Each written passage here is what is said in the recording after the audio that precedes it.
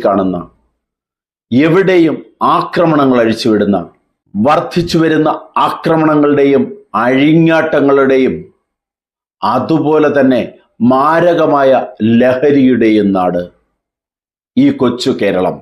പരസ്പര സ്നേഹം നഷ്ടപ്പെട്ട, പരസ്പര വിശ്വാസം നഷ്ടപ്പെട്ട, പരസ്പര സഹായം നഷ്ടപ്പെട്ട, ആർദ്രതയില്ലാത്ത, സ്നേഹമില്ലാത്ത കുഞ്ഞു കേരളം. നമ്മുടെ കുഞ്ഞുങ്ങളെ ഈ കേരളം കൊണ്ടുപോകുന്നത് വൻ നാശത്തിലേക്ക്. ഇത് അവസാനം കേട്ട വാർത്ത. പഴയൊരു വൈരാഗ്യത്തിന്റെ പേരിൽ ഒരു ചെറുപ്പക്കാരനെ ആക്രമിച്ചു കൊല്ലുന്നു. മരിച്ച വ്യക്തിക്ക് 17 വയസ്സ്, കൊല്ലുന്നവർക്ക് 20-22 വയസ്സ്. പറഞ്ഞു തീർക്കാവുന്ന ചില അമർഷങ്ങൾ, ചില ദേഷ്യങ്ങൾ ആക്രമണത്തിലേക്ക് എത്തുന്നത് എന്തുകൊണ്ട്? അത് ലഹരിക്ക് അടിമപ്പെട്ടാണോ എന്നുപോലും സംശയിക്കേണ്ടിയിരിക്കുന്ന ഒരവസ്ഥയിലേക്ക് നമ്മുടെ നാടെത്തിയിരിക്കുന്നു. ഒരുപാട് സ്വപ്നങ്ങളുള്ള ഒരുപാട് ചെറുപ്പക്കാർ ആക്രമണങ്ങളിൽ മരിച്ചു വീഴുന്നു. ഗുണ്ടകളുടെ നാടായി മാറുന്നു കേരളം. മൃഗീയമെന്ന് വിശേഷിപ്പിച്ചാൽ മൃഗങ്ങൾക്ക് പോലും അപമാനമാകുന്ന നാട്. മൃഗങ്ങൾ കൊല്ലുന്നത് സ്വയരക്ഷയ്ക്ക് അല്ലെങ്കിൽ ഇരയ്ക്കു വേണ്ടി, ഭക്ഷണത്തിന് വേണ്ടി മാത്രമാണ്. ഇവിടെ ആക്രമിച്ചങ്ങ് കൊല്ലുകയാണ്. നെടുമങ്ങാട് അർഷാദ് എന്നു പേരുള്ള 1.5 വയസ്സുകാരനോട് കാട്ടിയ ക്രൂരത കേരളം ഞെട്ടി വിറങ്ങലിച്ചു നിൽക്കുകയാണ് ഇപ്പോഴും ആ വാർത്തയുടെ മുന്നിൽ.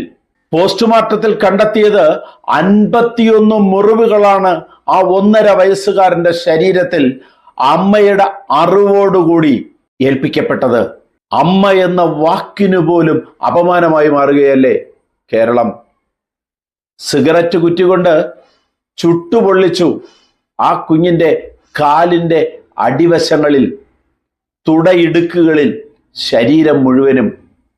എന്ത് മരണവേദന ആ കുഞ്ഞ് അനുഭവിച്ചിരിക്കും. മനസ്സാക്ഷിയില്ലാത്ത മൃഗീയ ജന്മങ്ങളെന്ന് പറയാൻ കഴിയുന്നില്ല. മൃഗങ്ങൾക്ക് പോലും അപമാനമാകുമെന്നുള്ളത് കൊണ്ട്, ആ കുഞ്ഞ് തനിക്ക് ബാധ്യതയായി തീരുമെന്നുള്ളത് കൊണ്ട് മനഃപൂർവ്വം മർദ്ദിച്ചു കൊല്ലുകയായിരുന്നു, ദിവസങ്ങളോളം തയ്യാറെടുപ്പുകളോടുകൂടി. കുഞ്ഞ് വീണ് മരിക്കുന്നെങ്കിൽ മരിക്കട്ടെ എന്ന രീതിയിൽ വീടിന്റെ സൺഷെയ്ഡിൽ ആ 1.5 വയസ്സുകാരനെ ഇറക്കി നിർത്തിയിട്ട് പുറത്തു പോകുമായിരുന്നു. വീണു മരിക്കട്ടെ. കേട്ട് കേൾവി ഇല്ലാത്ത വിധം ക്രൂരമാവുകയാണ് കേരളത്തിന്റെ മനസ്സ്.